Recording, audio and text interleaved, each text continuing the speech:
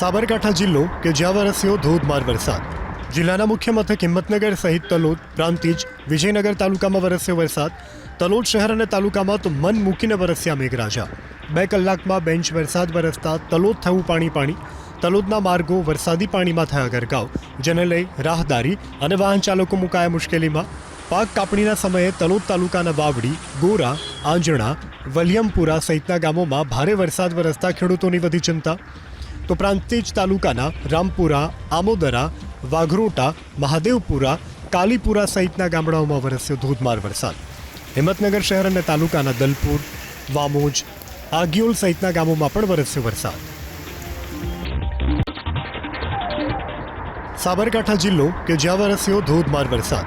જિલ્લાના મુખ્ય મથક હિંમતનગર સહિત તલોદ, પ્રાંતિજ, વિજયનગર તાલુકામાં વરસ્યો વરસાદ. તલોદ શહેર અને તાલુકામાં તો મન મૂકીને વરસ્યા મેઘરાજા. 2 કલાકમાં બેન્ચ વરસાદ વરસતા તલોદ થયું પાણી.